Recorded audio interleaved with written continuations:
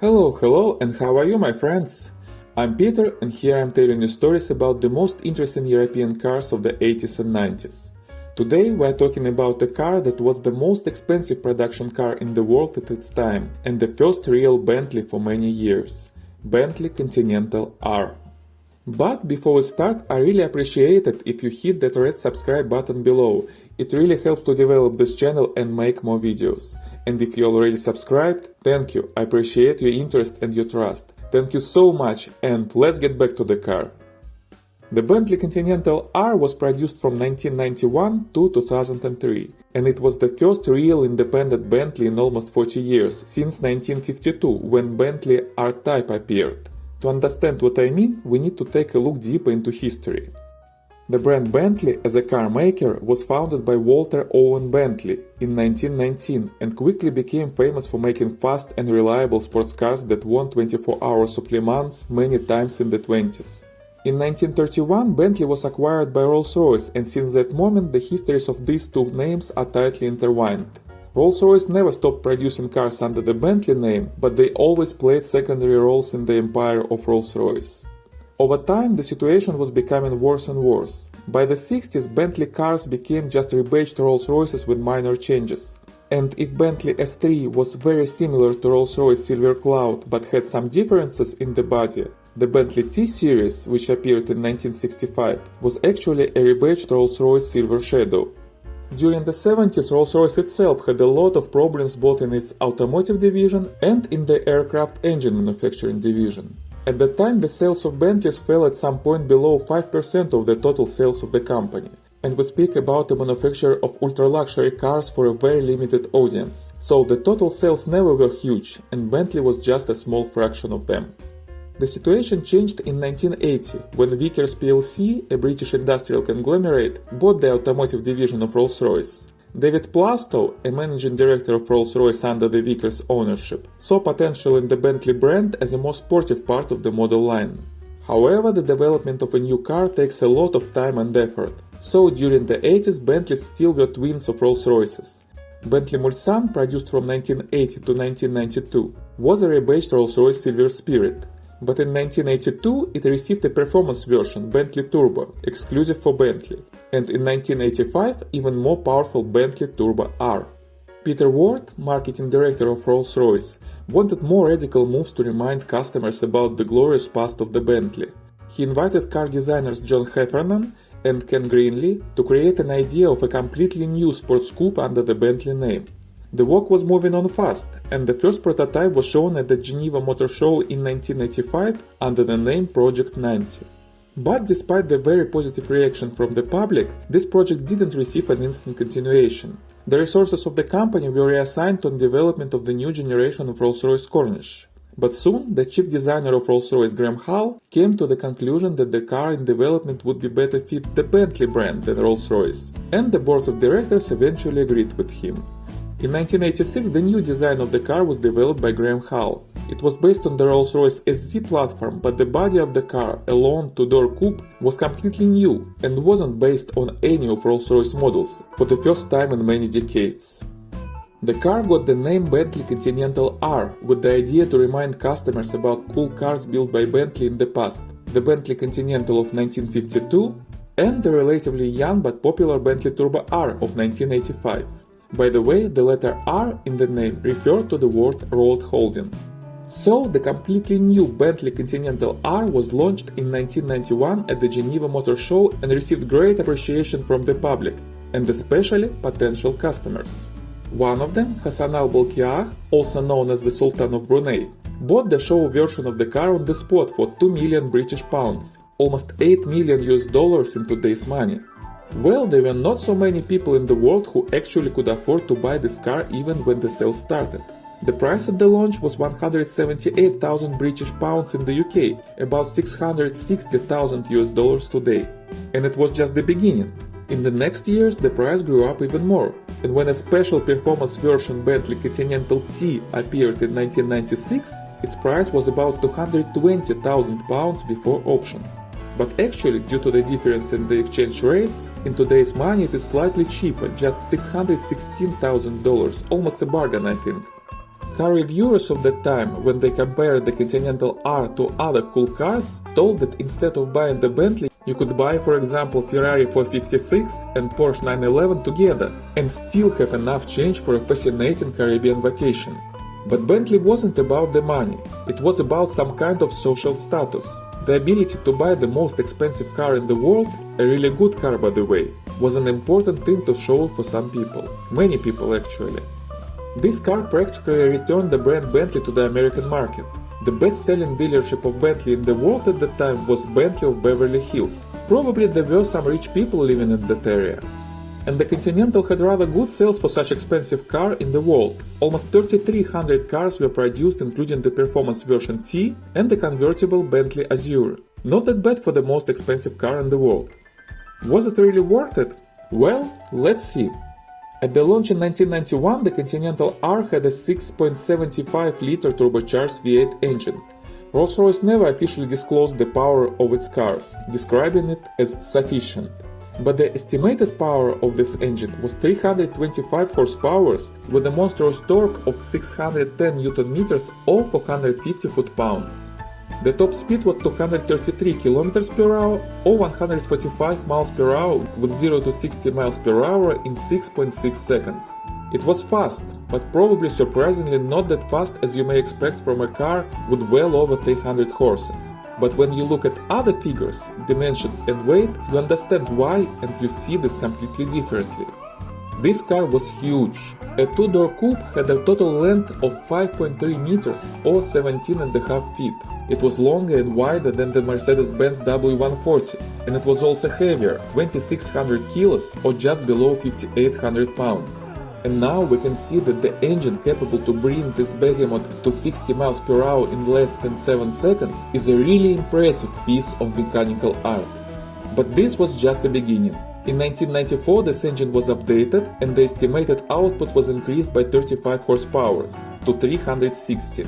And for the model year 1996, with a new update, Bentley for the first time revealed official numbers for the updated engine, and they were very impressive. 385 crazy horses and incredible 750 Newton meters or 550 foot-pounds of torque never seen on any other production car of that time. And this engine was a low-revving one. The red zone on the tachometer started already at 4500 revs. So you got this huge torque right from the start at 2000 revs and it stayed with you until the red zone. The top speed of the car now was limited at 249 km per hour or 155 miles per hour. The 0 to 60 time was officially revealed as sub 6 seconds, probably about 5.8-5.9 seconds. Impressive. But this wasn't the end of the performance growth. In 1996, Bentley launched a hot version of the Continental R under the name Continental T. This car was almost the same, but the wheelbase was shorter and the handling considered a little better.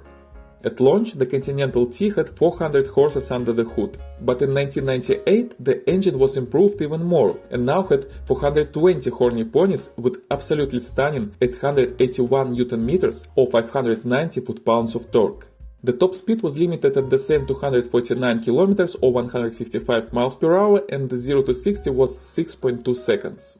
This engine with 420 horsepower was also installed to at least 194 Continental Rs by special orders of customers. All engines were coupled with a 4-speed automatic transmission from General Motors. It was the same gearbox that was used in the Chevrolet Van, Chevrolet Silverado, Chevrolet Suburban and Hummer H1. It was chosen because this transmission was strong enough to handle the huge torque of the Continental R and T. Of course, it was a little modified and upgraded by Rolls-Royce. In 1995, Bentley began production of the convertible version of the Continental R under the name Bentley Azure. This car was developed together with the famous Italian company Pininfarina. And Pininfarina also manufactured all convertible tops for the Azure in Cambiano, Italy. Then they were shipped to England to the Bentley plant in Crewe in Cheshire. These logistic difficulties, together with the necessity to additionally reinforce the body of the car, led to the sharp price increase. At the start, the Azure was almost 23,000 British pounds more expensive than the Continental R. But it still had its customers, and a lot of them for such an exclusive car. Bentley produced 1,403 Azures from 1995 to 2003. Also, a new Rolls-Royce Corniche convertible was built on the same platform in 2000, and 374 of them were made. Therefore, the idea of Rolls-Royce administration to build a new car niche, which was dropped in the middle of the 80s in favor of the Continental R, made a full circle and finally was brought to life on the basis of the Azure, which was built in its turn on the basis of Continental R. By the way, the Bentley Continental T also had an open version, well, some kind of semi-open. In 1999, 79 cars of a special version Continental Sedan Coupe were made with a removable roof panel over the front seats. So, what was the Bentley Continental R as a car for its owner? First of all, it was a car of a very high quality and comfort. Despite being a two-door coupe, it was spacious enough with full-size seating space both for the driver and 3 passengers. The seats were very comfortable and the quality of the leather was outstanding. Even today, most of these cars have no issues with seats or interior panels. The seating position was rather high. This was because the car had a very interesting hydraulic suspension and braking system filled with mineral oil. They included a lot of pipes and pumps which were located under the car, and because of this the seats should be put higher than in other cars. It didn't give much headroom for high drivers, but actually it was rather convenient for parking this huge car in a limited space, giving a driver more of a visible area. It wasn't a car filled with electronics like some Japanese or German cars of that time, but it had a really great self-leveling hydraulic suspension, dual-zone air conditioner, airbags, and everything you need for a comfort high-speed cruising. By the way, the zones of the air conditioner were not the same as what we see in today's cars. Now when we speak about dual-zone climate, we think of driver-passenger separation or front seats and rear seats. In the Continental R, the zones of climate control were separated into upper and lower ones. So if you wanted more hot air to your knees and legs and more cold air to your head, you could do this. This was just one of the unusual features of the car. It also had double door latches at each door, so the rear passengers could open the door easily without asking help from the driver or a front seat passenger. The outside temperature gauge was analog and round, like all other gauges on the dashboard. It was located on the center panel next to the clock, of course round and analog too. I'm not sure that it was easy to read the temperature on this gauge, but you don't actually need it very often, do you? The wipers were controlled by a turning knob on the dashboard near the steering wheel, not with a lever on the steering column like in other cars. One more unusual feature which is rare to see in other cars, the Continental R had 2 horns of different sound tones, presumably one for a city and another one for driving in the countryside. The driver could switch between these horns by pressing a button in the center console. The braking system in this car was also unusual. As I mentioned, it was filled with mineral oil and was rather complicated. For Rolls-Royce it was some kind of classic, but it was something that you couldn't see in other cars, and it required different handling. So those drivers who have never driven Rolls-Royce or Bentley before were not happy with the braking power of the car. But actually the brakes were very powerful and effective, with ventilated disc brakes at the front. The front wheels also had twin brake calipers. The second set of calipers was activated for heavy braking in dangerous situations. This system was very efficient, but it required some special skills for handling and special maintenance. The handling of the Continental R was a little controversial considering the price point. The car was very fast, no doubt there. On the straight line its acceleration was an extremely joyful experience, and it was one of the most comfortable cars for high-speed cruising for speeds over 120 miles per hour, and probably it still is. But handling on a small curvy roads was not the most exciting thing in the world. Well, you cannot beat the laws of physics. A huge and very heavy car has a lot of momentum. To change the direction of the applicable force of this momentum you need to apply a lot of effort. Don't get me wrong, this car could handle the twisties, and many owners told that it was like sticking to the road in corners. The engineers of Bentley did a great job here. But the leaning of the body, due to absorption of the momentum by the suspension, made this kind of driving very uncomfortable.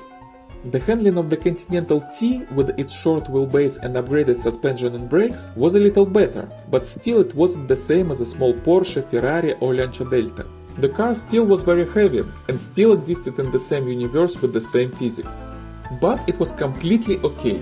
These cars just had different purposes. The Continentals didn't like to turn quickly, but in long distance high-speed cruising and acceleration on straight line they were real royals. There lay their kingdom.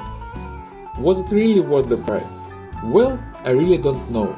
You could buy a lot of maybe better handling cars in the 90s for the fraction of this price. For example, Mercedes-Benz W140 or Audi S8, which I have a video about.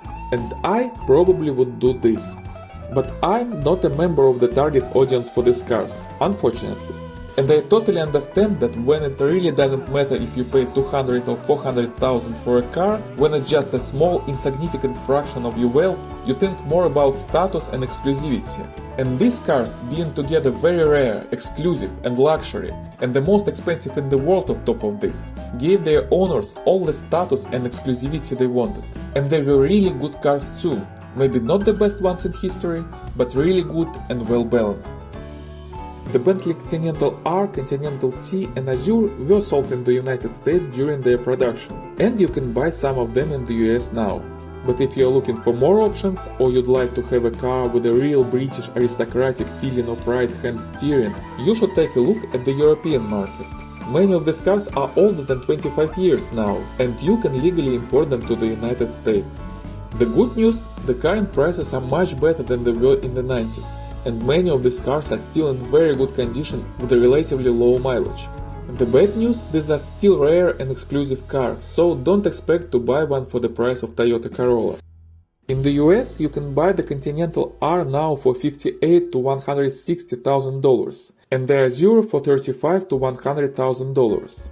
In the UK, the prices are 37,000 to 75,000 British pounds for the Continental R or T, and 52 to 130,000 pounds with the Gravity to 7075 for the Azure. Also, right now there is one very rare Continental T sedan coupe with a removable roof on sale, one of 79 made, for 152,000 British pounds.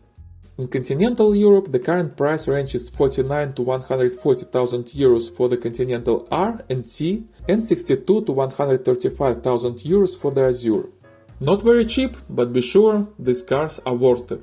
And they already passed their lowest price point and will only raise in value over time, so it's a good investment too.